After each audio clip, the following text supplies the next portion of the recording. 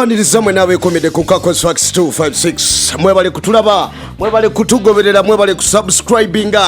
wagategedde Uganda mazima ga Katonda muguru yense kyasinze okunyuma bana Uganda emitima gyabwe ne kati gikyali mu bweralikirivu oluvanyuma lw'ekkolero eriya sukali oba joyinza okuyita factory ya sukali okubanga yakwata omuliro gye buvuddeko emitima gy'abana Uganda wetwogerera kati abamu badduse dda mu ddwaliro nga pressure zibakubye abalala badduse dda mu maduuka bagula obusawo bwa sukali babustocking emaka gaabwe kubanga bagamba mbu n'ebyamafuta bwe bityo byatandika okukakana nga amafuta galinnya n'ebintu ebirala nga sabuni ebitayinza kuddamu kukkirira ebbeeyi nga bwe kyali Uganda eragawa embeera eno ereeteddewo bannayuganda okutya ne bagamba nti kiro ya sukali ebadde ku 32 nga balala bagitunda 34 kiro teyeeyongera naye munnange abakulira factory eno eya Kachira bavuddeyo ne bagumya bannayuganda ne bagamba temutya mukulu Madivan wamu n'abalala abakulu abava mu kampani eyo bagamba nti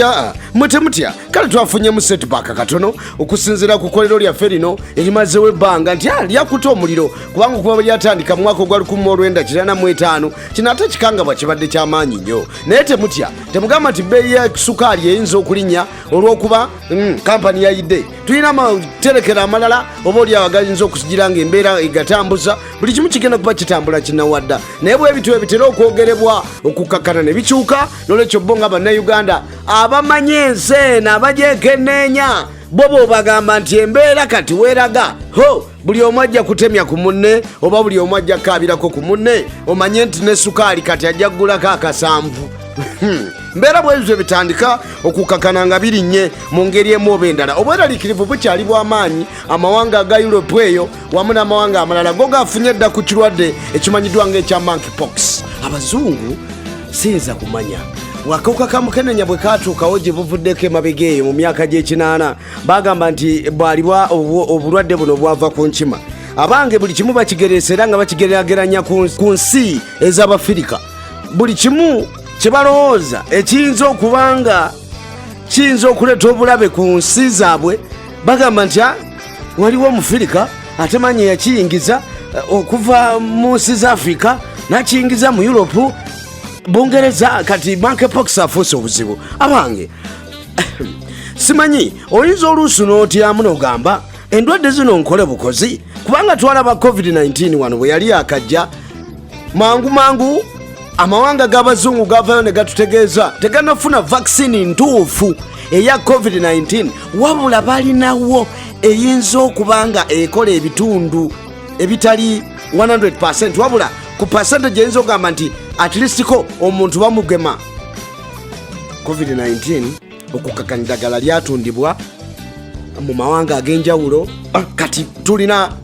ekirwadde ekipya ekyazze ekya Monkeypox era bajja kuvaayo batutegeeze nti titunafuna ddagala lijjanjaba kirwadde kino naye wayinza okubaawo vaccine era amawanga gaddemu gagule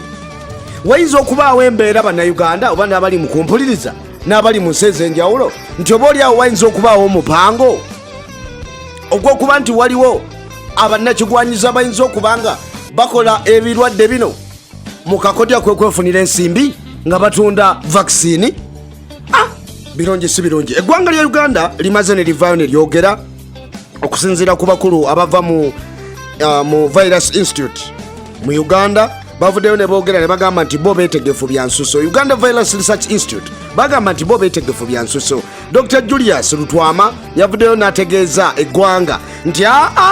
temutya bino tubimanyi Monkeypox temugitya ffe tujja gihandolinga naye lwakuba nti okukebera okw'enjawulo kuyinza okuba wano mu Uganda tunaba kuteekawo kukeberebwa kwa njawulo ate tekyetagisa kebera na buli omu jesi bwe tulaba oli alina symptom ng'eziraga nti ayinza okuba alina Monkeypox tujja kumukebera naye kati tuli mukolagana n'eggwanga erya Congo tulabe nti ate tufuna ebyo ebiyinza okukozesebwa mu kukebera abantu bano olw'ensonga nti tuliwo okukwatagana n'amawanga amalala Congo mukijjukire nti ze MC ezibadde zitawanyizibwa ennyo ekirwadde nga kino kati n'olwekyo wano mu Africa oba oliawo n'ensi ezitulinaanye Congo eyinza okuba erina amagezi agayinza okusingako ku ggwanga erya Uganda kuba kino ekirwadde kibadde kirumba nnyo bannansi ba Congo ate wano mu Uganda kibadde tekitunaba kututawaanya oba oliawo. Dr. Muluta Alan, Commissioner in charge of pandemics mu minisitule y'ebyobulamu, yavuddeyo n'agamba nga omukulu bwakyogedde Dr. Lutwama, tujja kukolaganira wamu okusobola okulaba nga Uganda tubakuuma n'emiriraano egitulina nti kyetaaga kuggala nsalo, tekyetaaga kebera buli ayingira mu Uganda, naye singa tunaalaba omuntu alina symptoms tujja kusobola bulungi nnyo okulaba nga tumukebera mu bwangu singa tunaaba tumaze okukolagana n'eggwanga erya Congo. Mu bimpimpi bakyalinda Congo ebeeko ebintu byebawa okusobola okulaba nga bakolagana mu ngeri y'okulaba nga bakebera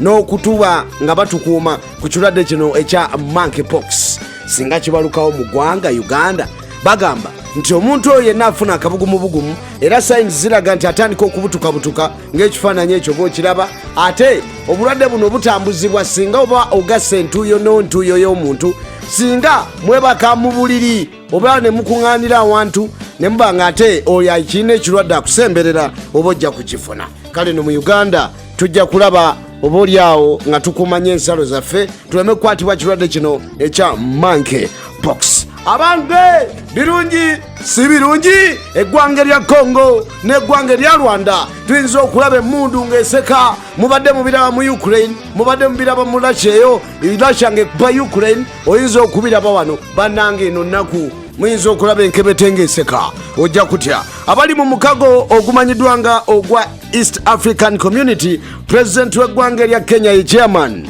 Uhuru Kenyatta anaatera okuvaako, yavuddeyo n'agamba nti Congo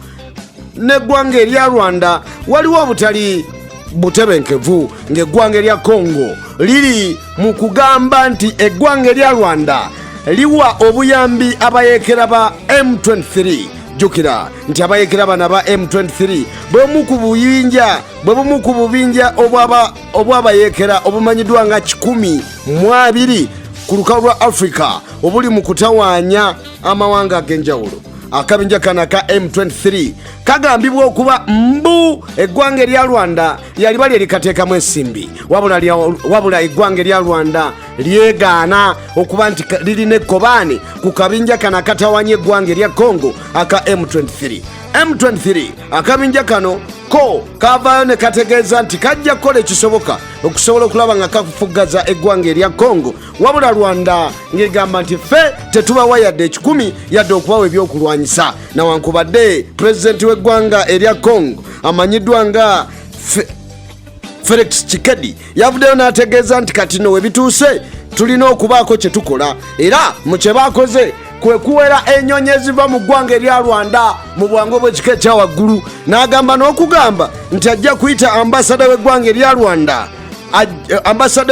Rwanda munda mu Congo ajja nnyonnyole oba si kyo bajja kumutika bamuzeeyo mu ggwanga erya Rwanda. Bingi byalina okunnyonnyola ambasada wa ggwanga erya Rwanda atuula mu ggwanga erya Congo mbu alina ebibuuzo byalina okuddamu mu ggwanga erya Congo. Kigambibwa okuba nti abayekera bana ba M23